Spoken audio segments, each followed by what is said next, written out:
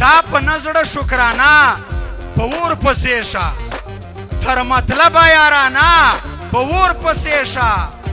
لوپټه چې د ناموس یې په سر نه وي مړه داسې پښتانه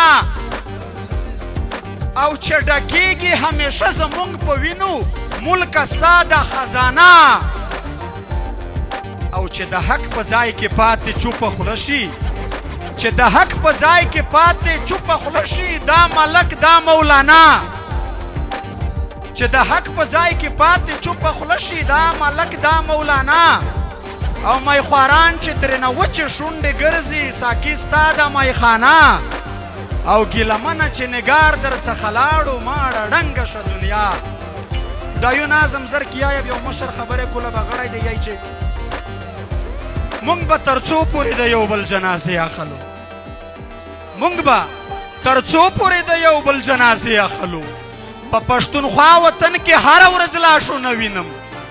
په پښتونخوا وطن کې هره ورځ لاشونه وینو کله د پلار کله د ورور مات اندامونه وینو له هرې خوا د یتیمانو فریادونه راځي د هر ورور جانه خپلر جانه آوازونه راځي د هر یو کلي نه د مړو اعلانونه راځي د لر او بر افغان وطن نه متمونه راځي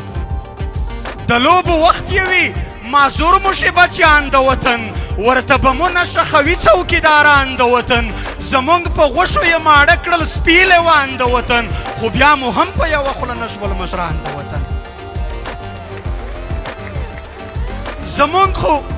زمونږ خو پیغلې د بابا په کورو کونډې شي په یوه بل کلي کې خیرات غواړي بربنډې شي له حیا ډکې پښتنې پیغلې سرتورې شي ځکه اکثر خویندې مو ورارې میندې بورې شي په یو بل کلي په خیرات غوښتو مجبورې شي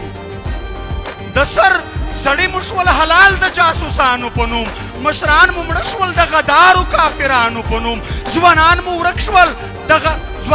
ورک شول د غدارو جاسوسانو په نوم څوک تر هګر څوک یې کړل مړه د بدماشانو په نوم ځینې ځوانان مې په پنجرو کې په زندان بندي دي د پښتونخوا مې په زرګونو انسانان بندي دي څوک یې ژوندي پر امریکا پر برطنیا خرڅ کړل تپوس یې وکړئ جرنلانو برملا خرڅ کړل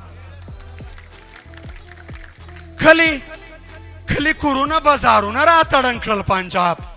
ټول تاریخي خوندي ځایونه را تړن کړل پنجاب ښوونځي لیسې او مکتبونه را تړن کړل پنجاب ګرده نړۍ کې یې په نوم د ترهګر بدنام کړو استاد شاګرد ملا او می هم یې کم ستر بدنام کړو زمونږ په وینو یې خپل ځان ته بلډینګونه جوړ کړل ځان ته یې کوس پر تور لاهور کې محالونه جوړ کړل 83 کاله شي غلام یې له پښتون جوړ کړی د منډۍ د خرڅ نیلام یې له پښتون جوړ کړی موږ یې بس تش د ملک په نوم په لا غلط یو ډېر پښتانه یې په د شنه سپینه جنډا غلط یو څوک یې په پاک سرزمین څوک یې په دا غلط یو دغه دوه مخې ریاست موږ په بیا غلط یو خو نور خو بس دی پښتنو ځانونه وپېژنئ ای میړنو ای ننګیالو ځانونه وپېژنئ ای د غفلت په خوبودو ځانونه وپېژنئ د تور دشمن د دې دوه مخې پالیسۍ په خلاف راځئ چې یو شو د بنده د بندګۍ په خلاف د دې دشمن سټیټ د دشمنې راویې په خلاف پر موږ او تاسې باندې کلک سپین بغاوت فرض دی په دې محکوم وطن کې غږ د افغانیت فرض دی په لر او بر وطن کې ټینګ ملي وحدت فرض دی دا کار په موږ لکه 5 وخته عبادت فرض دی د دې غلام ابن غلام نه ازادي اخلو راځئ د سره مل په بیه خپلواکي اخلو د ازادۍ د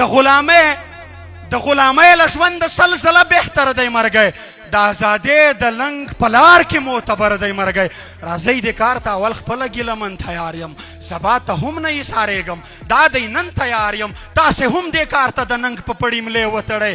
صرف په خوله نه نغدې ارادې وتړئ زی په لاسو کې د خپلواک وطن جنډې اخلو موږ به تر څو پورې د یو بل جنازې اخلو موږ به تر څو پورې د یو بل جنازې اخلو موږ به تر څو پورې د یو بل جنازې اخلو په آخري بیت مشر ته دا ډالۍ وي په د یوه شعر چې پښتنو دغه معطل دی د وخت پښتنو دغه معطل دی د وخت د ننګیالو نور څخکر خو نه وي